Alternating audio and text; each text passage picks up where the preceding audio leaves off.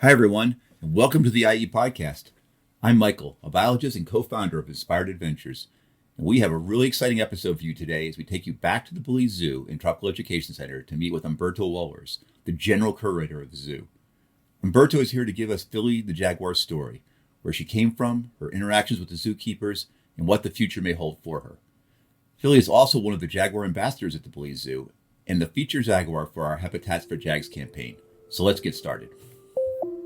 Hi, everyone. This is Michael from Inspired Adventures, and I'm here today with Humberto Wohlers from the Belize Zoo. And Humberto is the general curator, of the zoo. And as you can imagine, that's a pretty important position. From our perspective, what we're interested today is that Humberto knows about everything about all the animals at the zoo. Okay, so it's going to be a lot of fun talking to him. Hi, Dr. Michael. I'm fine, and I'm happy to join you all in this podcast. Has it finally started raining there? Because when I was there about a month ago, it was brutal. Right. Just about a week and a half, we had very nice rain, and I'm happy for that.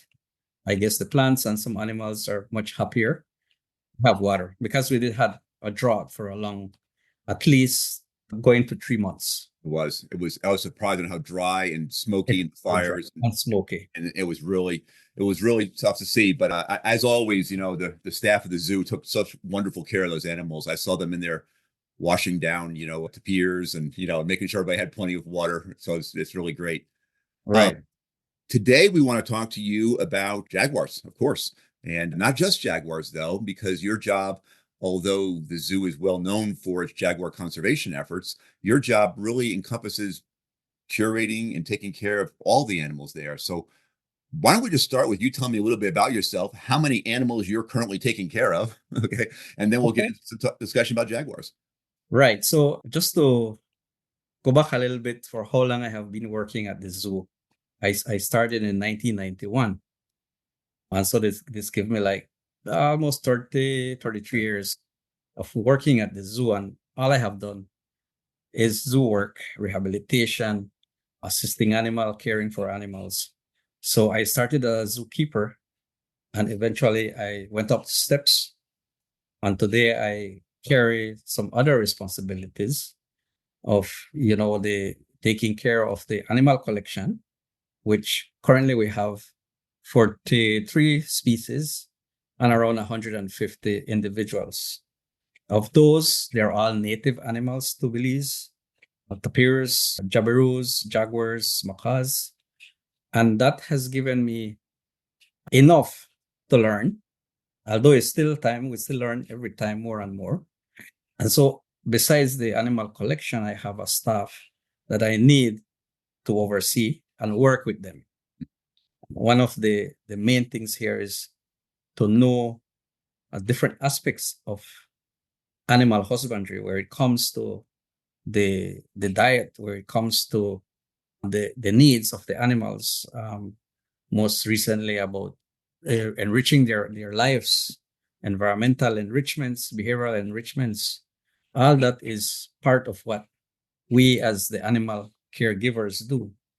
We have also rescued many young animals, injured animals, and we have taken that role to be able to restore them back, to rehabilitate them. Some have been released because they're pretty good enough to go back into the wild. Those that are unable for reasons, physical, damages, or they would stay at the zoo. They become part of the animal collection. So indeed, we don't go there to pick animals out from the wild and bring them to the zoo, but people will bring them to us. They would call us and we respond. Of course, with the government's permission, we do all these rescues and raising of, infants, baby animals. Right.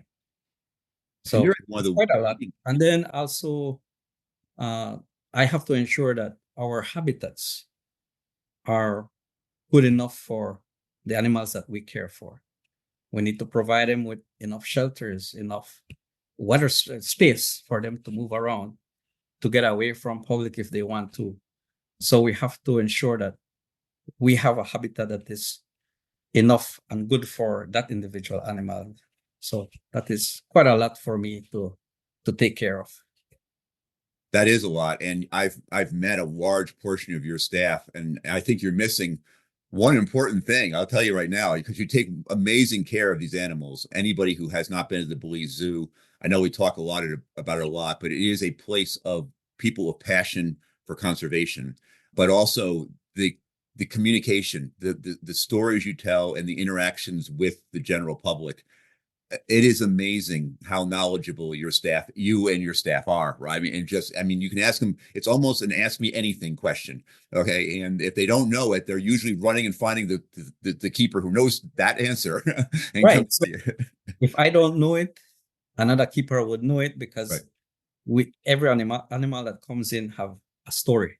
Right. Right. And this is what we want to share.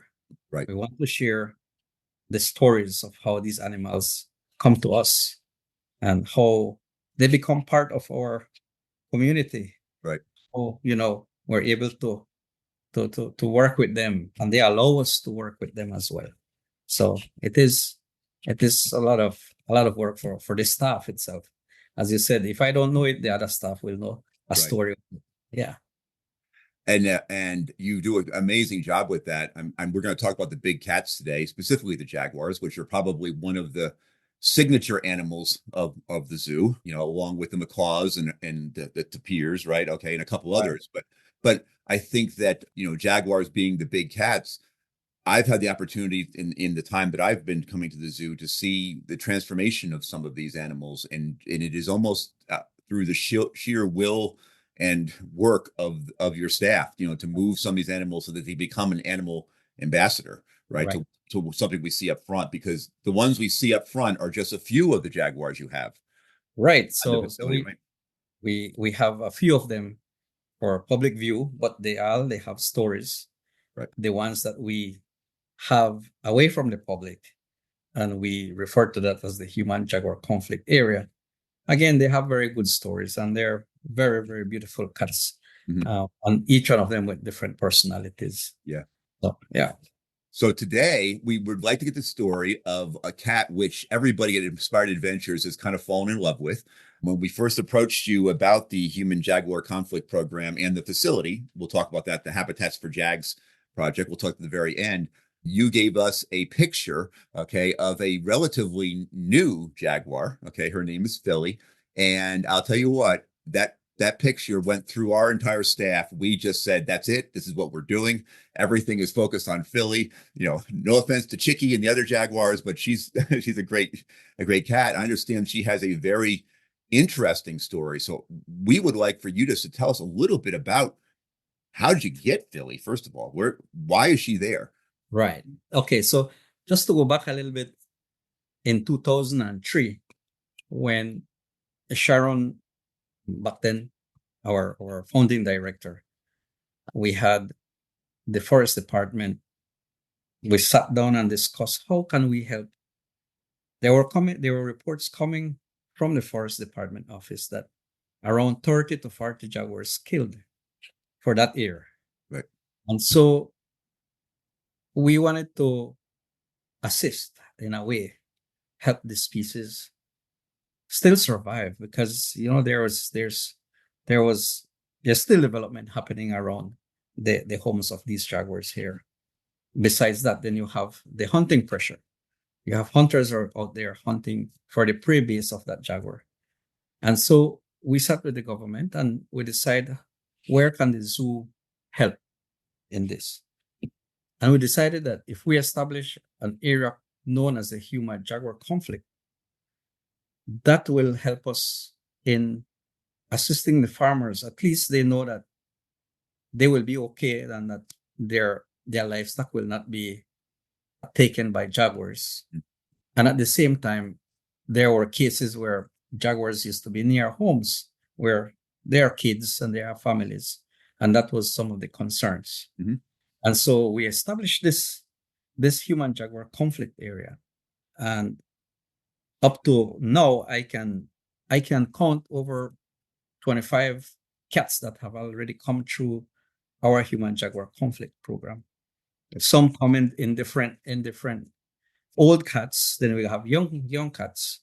And so Those that are older, we have to keep them here because they are not. We cannot be able to release them. Right. That's the truth. Some of them come with bullet wounds. Some of them come blind. Some of them come with injured leg, and so government decided, all right, you guys could keep all these cats there.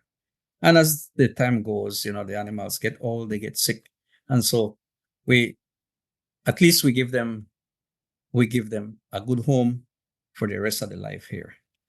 With Philly, this was a very particular case where the government had already made several visits to a village called San Felipe. So the name Philly comes from that name called San Felipe. Right? It's a little village with around 1,400 people there in the northern part of Belize, in Orange Walk. And they had already approached the government to help them with this jaguar. And they have noted that some of their calves were missing, and they actually saw parts of it around near the forest. And so they approached the government. But the government, the forest department, they have different steps to take before setting an actual trap. And so they went to set the camera traps to ensure that that was the jaguar that was coming near San Felipe, near Mr. De Leon's farm. Many of the villagers there have cattle ranch. Mm. So Mr. De Leon called forest department and said, come set up your cameras and, ensure that this is the same jaguar that is doing, it's going after our livestock near the village. And it happens that they set all the traps since January, and it went all the way to like April. Mm-hmm. And that jaguar did not show up on that camera. So, which is kind of what we thought was happening. However, the villagers kept calling and said the jaguar is back again. So the forest department said, well, should we set traps again or not? And they took that decision on their own, and they set a trap there. Right? They set a trap, and in the early mornings of April 11th, I can remember, Mr. De Leon called me. He didn't call the forest department because he said the jaguar is in, so let's call the people who can be able to transport the jaguar back to the zoo.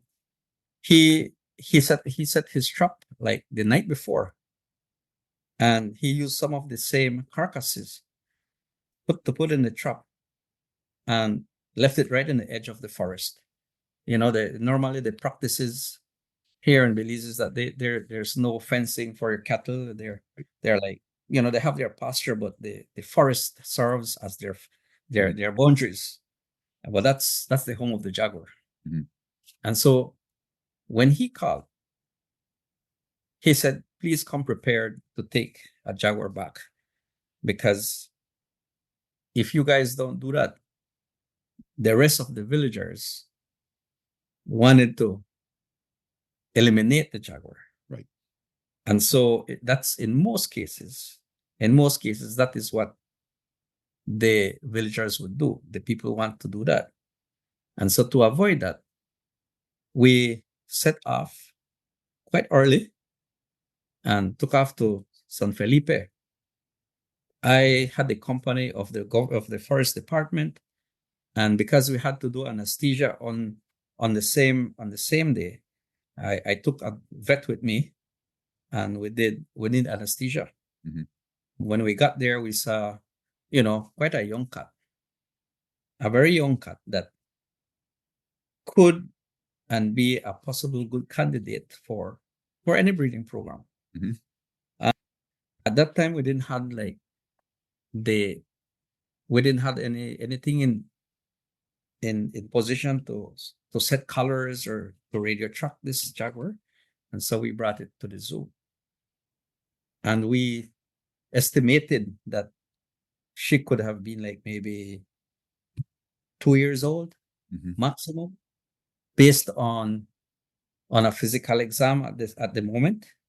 And so we estimated that she could have been probably older or younger, but that is what we estimate because of the when you look at the jaguars and the teeth are still in a white coloration, the canines, you could say he's still learning to hunt. But this one was a little bit older, I would say, 2 years old, she's already able to hunt on her own. Because at 1 year, I think jaguars still remain with the mom. So at 2 years, she was already, hunting on her own. However, we all decided that, we're gonna keep her because we didn't have nothing in place to release her. We did not came to an agreement to say, well, we want to release, this jaguar here. So we brought it to the Human Jaguar Conflict Program. We did evaluations. She weighed no more than maybe 60, 70 pounds. Wow. So she was still growing. And she joined other jaguars side by side. As you know, we still have to juggle with the space. Right. And so we gave, one jaguar a time to use the habitat, and then we rotate. So we're able to give them the time that they require to scratch, to walk around in habitats, be able to look at the other jaguars. And so Philly, in just prior to COVID, we start discussing a transfer. So this is kind of what the story is for Philly. The once she was brought here, we sat down with Sharon and decided, okay, if this jaguar cannot be released because we are not prepared, we don't have the colors, we will keep her for the program, and with the hope that a zoo in the US would be interested in this beautiful jaguar, very young. Yeah. So in 2019, just before that, we start discussing with Milwaukee Zoo about a possible transfer because we have already made a previous transfer, a jaguar to Milwaukee Zoo. This jaguar was one of our jaguars that we rescued as well, right, from the wild. And Pat the cat, Pat the great cat, Pat the great cat, yes, Pat the great cat. So we did that, and they were interested in filling out. Right, so it's been some years now that we have been discussing, but our greatest kickback is the U.S. Fish and Wildlife permits, because they have to review. It's just a process. Right. It takes a long time. And so that is what we are waiting for right now. And while she's waiting, the keepers are daily working with her so that she could become, some of those behaviors can change through training. Right. And it takes a long time. So what was it, the last 3 months, we moved her beside another jaguar, beside another female jaguar, so that we can again rotate. We got her with Chicky. Yes. So Chicky is sharing that space with Philip. And so we give like a half day and a half day to the next jaguar. So they share that, which is basically what we want to do, is that Philip can be able to integrate into a zoo setting, that she would be able to see people, because when she moved to the US, she will need to adjust a lot from the climate, from a different habitat designs, and new area, new territory. And so she's getting used to that. As I said, keepers do spend a lot of time in the morning to train her to get some behaviors. Perhaps we're not getting everything together, but we're working on that. So we're preparing Philly for a new home in Milwaukee Zoo. And you have a lot of success with this. I want to come back to a couple of things you said that I'm sure our listeners understand, is that the zoo, right, the Belize Zoo, is not a breeding facility. You do not breed jaguars there, right? So Well, no, we don't. right, We're not breeding, but we are supporting exactly, a breeding program in the US. right, Where jaguars are, the population of jaguars in captivity might be very low, and they want to fortify that genetic pool there. exactly, yeah. Right. So by sending our jaguars there, we're contributing to the conservation of the jaguars. I think it's Yeah. a very important role. I think that people don't always understand. They see zoos as being breeding facilities, but you're really a frontline rescue facility. I mean, you went back in the very beginning, you said about these 25 jaguars, and I think people need to realize these are 25 jaguars that probably would not have lived another year, right? Right. They Right. would have been shot or died because of their injuries, or and to be able to go up front of the zoo and see Lindau, Martin, okay, Ben, Edgar, some of these that have been given us a second chance on life. And then Right. there's that part of it. And then there's the Philly story, right? That, The Philly story. right. Yeah. So all of them are actually playing a great role, because Lindo was a jaguar that I brought from Blue Creek. Mm-hmm. It's another Mennonite community. We brought Edgar Hill from a Mennonite community as well. Mm-hmm. Martin was kept in captivity in a private collection, it's a private collection. Mm-hmm. And he was moved to the zoo. We had many of our jaguars that passed away. They were, they all came from the wild Right. as adults. Right. And they adjusted pretty well, all due to the keeper's effort in training them, in bringing them closer to people. Just today, I had some folks along with me, and it's for the very first time they have seen a jaguar up close, Right. right? Right. Just the fence. And Right. so it gives them that satisfaction to see our jaguars and how we treat them and what we're doing with them. It had a life-changing effect upon me. I am not a jaguar biologist, and now I would say that probably the majority of my time is spent either working with you or on education materials, or or children's books coming out soon, educational material to let people know. And it's inspiring. It really is, to see your love of these animals. And I think that it's got to be really interesting to be able to work with something like Philly, because you talking about changing her behaviors. I have house cats. I can't seem to change their behaviors, and they're house cats. I imagine that a jaguar presents some unique problems or challenges, shall we say, Right. to try to get Philly, Right. who's now easily well over 100 pounds. Last time I saw her, she's doing well, isn't she? Right. She's probably less than 100 pounds. Okay. Yep. For females, they're a little bit smaller. Right. Yeah. Yeah. Males reached around 120, 130. Mm-hmm. The biggest one I ever had I brought from the wild was, or actually rescued, was 140 pounds, which is quite a big cat. For Belize. Yes, right. For Belize. Right. For Belize. So briefly, or how do you change the behavior of a jaguar? How would you, is it just a reward system, or is it getting to actually know the animal and develop? Okay, first, the keepers have to understand the natural history of the animals, mm-hmm. right? They need to know some natural history, some biology, how males respond versus how females respond. And it takes every day to meet a jaguar and have him do a behavior that you want. Mm-hmm.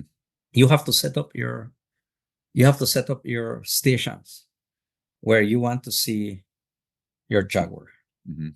For instance, Ben, who came from the southern part of Belize, he was probably the easiest jaguar to work with.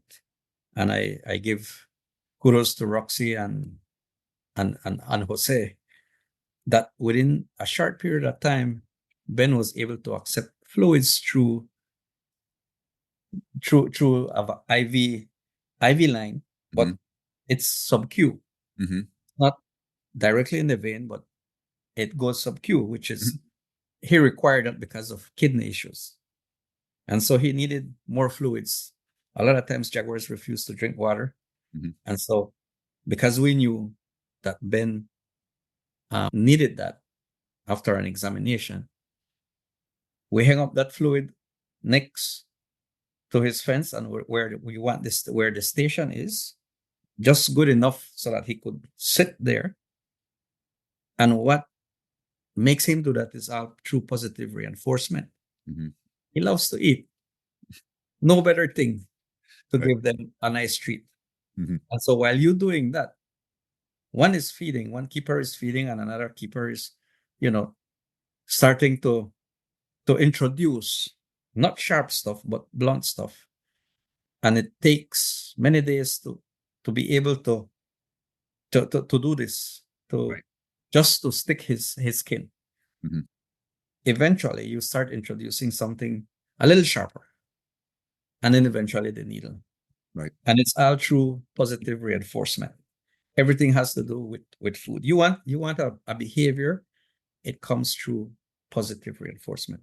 You can't do negative reinforcements, otherwise you will get negative. You And will nobody not. wants a negative Jaguar. Yes. So these things here we have been learning through the program Milwaukee Zoo has provided, and Cheyenne Mountain Zoo, having the keepers learning to do observations and doing animal training to jaguars and birds and different things. So these are all taught through the professionals coming in to teach us how to do all these behavioral trainings. So again, it's a lot of time invested, but it's rewarded because you want that behavior. How can we be able to medicate an animal if it's wild? It's not like, even a domestic cat sometimes gives you trouble. A jaguar will be, you know, Yeah. harder for us to deal with. Learning to introduce medication, learning to see their mouth. If you want a jaguar to show his mouth, if there's anything, or if there is any teeth that is infected or something missing there, then he can give you all that behavior if you train him to do that. All right. So Also, it's like the wind-up procedure and right. The line of dive procedure. and the roll. Those aren't circus tricks. They're Yeah, those are just, I would say, I don't call them tricks. right. It's Exactly. just that naturally they would do that, Right. right? They just swing around, but they do it because somebody learned to do that and thought him, oh well, this is funny, and when he do that, then you reward the cat for doing that. And you get a chance to And check you out. get a chance to see, the belly, if Right. there's if Right. there's any ticks, or if there's any irritation between those legs. And so it gives you that opportunity to observe your animals. Many times zookeeping isn't just about taking food to the animal and water. It takes more than that. It requires some clinical eyes to see your animals. Right. You need to see whether your animal is eating, why he's not eating. Is he coming to you? Is he responding? Is something wrong with him?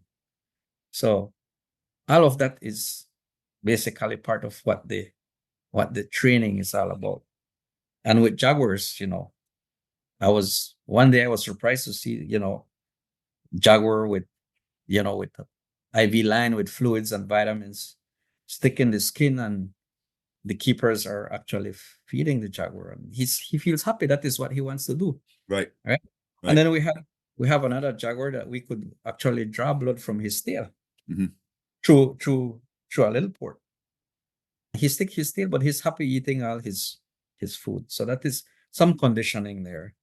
There's some training happening, Sure. but every individual has a different character.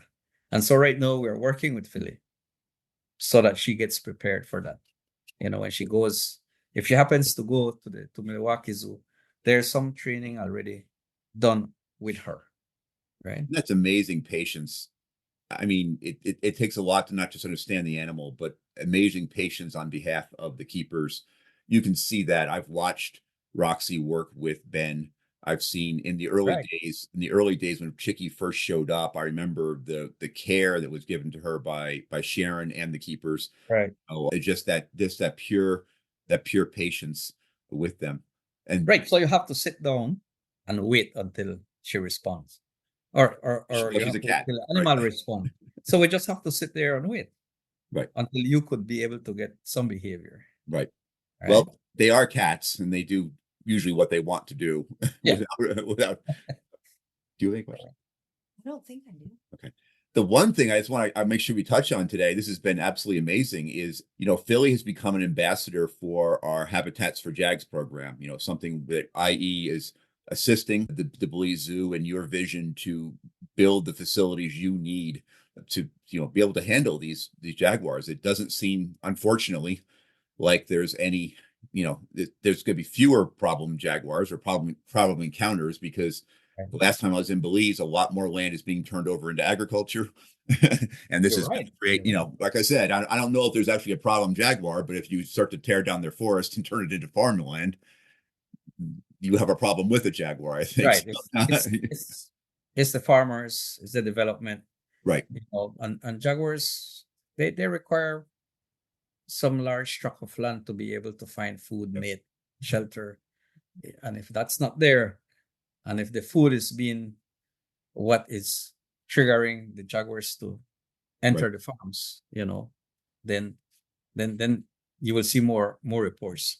Actually, every report that comes this year, we had at least 5 reports of jaguars, right? But we cannot respond to every Sure. jaguar. It has some guidelines that we need to follow. And the last thing you want to do is set a trap. Right. But the jaguars are not the problem. It is the development. Farmers and people are developing right in the habitat of the big cat. Right. Right. Right. Right in And their he wants to backyard. survive as well. He wants to survive as well. Exactly. Yeah. So the Habitats for Jags program is looking to construct, a state-of-the-art facility, to help you with this mission. Also to enable for our listeners to enable the animals to be able to move more easily in and out of that facility for medical treatments, and Right. expand that out. And it's going to be an exciting prospect. And people will see Philly being the ambassador of that for now. Yep. On our website. And we'll follow up with more about that. People who are interested can go to our website or to the zoo's website and pick up some more information about that very important program to build Right. those. So yes, that would be one of the, I would say, the most comprehensive facility that we thought for training jaguars. It's when we designed some of those habitats, we did not incorporate training. And that is what we want to do now with your help and your campaign, to ensure that the training can be done in a much professional manner, and that every jaguar can come into one centralized station, that when the jaguar step in, the first thing he's going to meet is a scale. Bam, we write the weight and go straight into the training.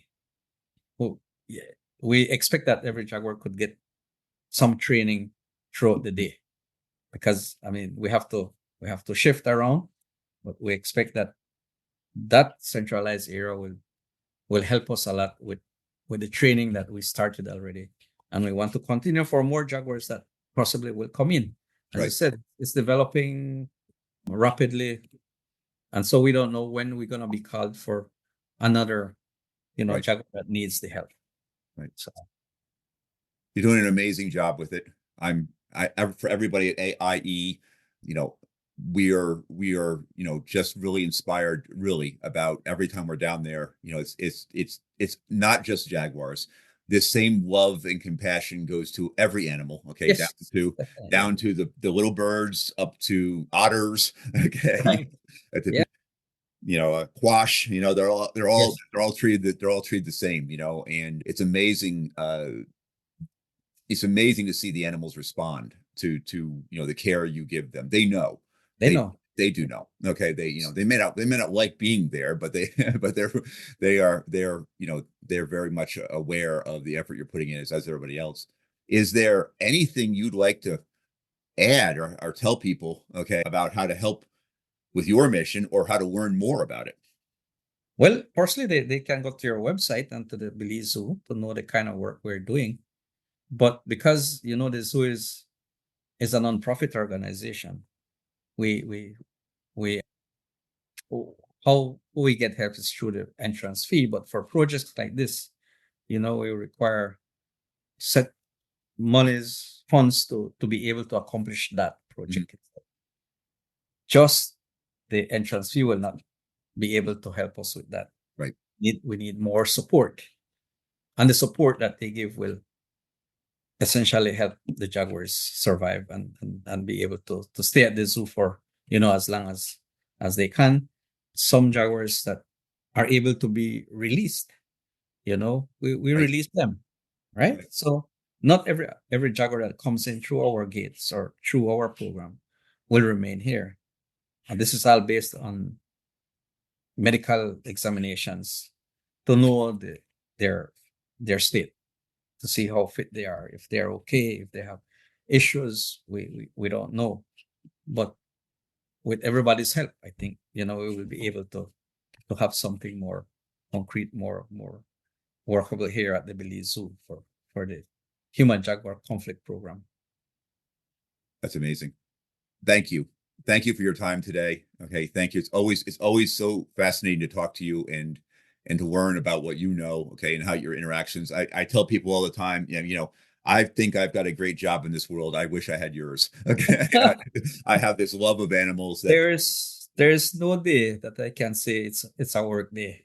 Right, exactly. Yeah, I find that hard to believe. I've seen you. right. I've seen you there first thing in the morning, and the last person to walk out. Sometimes I've had the night tours, and you've still been walking out the door. I've So, been around.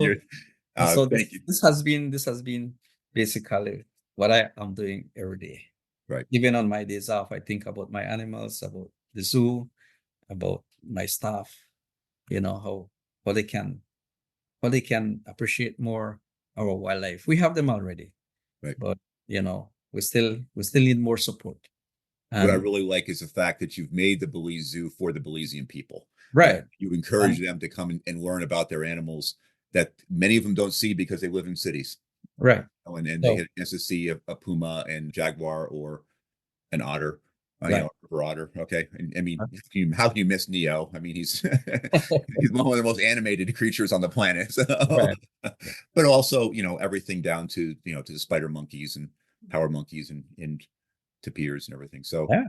Some of the greatest moments you could have here is, being able to first be able to rehabilitate an animal that's in need of, Mhm. some care, and being able to, okay, let's release it. It's a form of satisfaction. You're contributing. You're sending them back. Right. Those that will remain, they remain as part of our family here, Mhm. our arc. I feel like there is no day that we will say no to an animal here. Right. We're always here to help, to guide as well, because we have other rehabilitation centers that do that, and so we work together for the same Right. for the same motive, the same objective. Well, Yeah. So thank you, Humberto. That was simply. Thank you for taking the time with us today. Okay. no, I think we should have more of this, and because I want to share more of what we do here at the zoo. I would love to have future talks with you about other animals too. Their stories, and I think people will really enjoy, hearing these types of stories about how these beautiful animals, okay, are rescued, rehabilitated, or saved and And given. I forgot to mention on Philly the day because I was trying to remember all the stories, how we went to rescue Philly, but on the way back we got stopped by the police. And the policeman said, "What are you taking behind that box?" And they had this thing in mind that they wanted to, "Can we see what you have there?" And we said, "You know what, sir? We're carrying a Jaguar. We're from the Belize Zoo." And I said, "Well, okay, I just thought, something is going on here that you're taking this box." I said, "You know what? This box is covered. We're going back to the zoo, taking a Jaguar that we rescued from being killed." So the officers understood that afterwards. It's just about, changing the people Yeah. way of thinking. Yeah. So Right. I like Philly for that because, you know, she's still young. She's 6 years old. I forgot to say we estimate then because she could be younger, older, and the hope is that she will join a male Jaguar by the name of Francisco. Francisco is the son of Pat the Great Cat. Ah. So it's a Belizean with Belizean. Right. It's Oh, wow. the same blood. That is So, amazing. right. So that is the whole story. So she will be joining a Belizean in Milwaukee Zoo. Hopefully this year because we're still, the permits are still there at the US Fish and Wildlife. And we're just waiting for that permit. That's great. Yeah. We'll have to go up there and see them then. Sure. Then you should bring Ashley with you. I will. Yes. But bring her to the Belize Zoo as well. Yes. Let's keep on him about that. All right, Ashley. Okay. So that's great. What we'll do is I'm going to take a couple of those extra pieces you put in and put them back into the story. Sure. I can move them around Right. just a little bit and And everything. if you want to do it, we could do it again. Just Yes. Oh no, I thought it was absolutely amazing. Okay. The story was it's exactly what I wanted. I wanted people to feel what you do. Okay. Not just, we have a Jaguar and we're saying it to the Milwaukee Zoo. That's just such a small piece. right. So what I'll do at the very end of this, I will have another voiceover from me telling people how that they can get more involved. I'll send them to the web page. I'll say, go to the Belize Zoo, right? I mean, IE doesn't take any donations. We send them to you guys, okay, or to the Neotropical Conservancy, right? The BZNC or something like that, right? So we have the little things, the decals. We're doing a couple other things as well. But Ashley, I want Ashley to hear this because she's really, her story, we have a recording of her story too, about why she decided to write a book about Jaguars. And it was really, Humberto, by the fact that she didn't really know very much about them. And she started to hear us talk about the stories. And then she just fell in love with them and wanted to write a children's book on it. And I think it's an amazing story of how, you plant little seeds, okay, and you don't know what's going to come from it, right? That is the most effective way of having people understand the importance of having animals like Jaguars. Right. Starting from below, writing children's book. Yep. And this is the same path Sharon took. She probably understood that she could not change the older folks, but she could have started with the younger kids, writing storybooks. Yep. From the owl, Hoodwink the Owl. She was the most recent one about the zoo's collection, a tour around the zoo. So it's true the stories that we're hoping to change the people's mind. And the kids, it's gonna grow in them that they will learn to treasure some of our animals that we still have, That's great. Well, I'd love to have you back on for more. Sure. For more stories, or we're going to record them when we come down there next. We're going to feel free to. I'm here. I don't go anywhere. I know you don't. and by the way, never ever apologize for taking time for the animals. I would have been more upset if you had said, I'm really busy and I'm going to do this. I'm like, we're fine. We do this. We're absolutely fine. Right.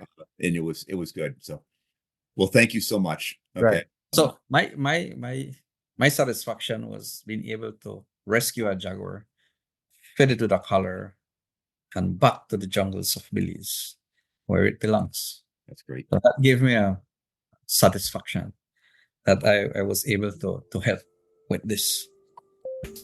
Hi, I'm Ashley Mosley, Marketing Director for IE and author of a fun new book, Nacho House Cat. This book was inspired by Philly and other Jaguars at the Belize Zoo. You can pick up a Nacho gift set, which includes a signed copy at the IE store while supplies last, or get your copy at retailers such as Amazon and Barnes & Noble. Proceeds for this set go towards the Habitats for Jags program. As always, I want to thank you for listening. You can learn more about Philly and our Habitats for Jags campaign on our website. If you're a conservation educator with a story to tell, let us know by sending me an email to michael@inspired-adventures.com. See you next time.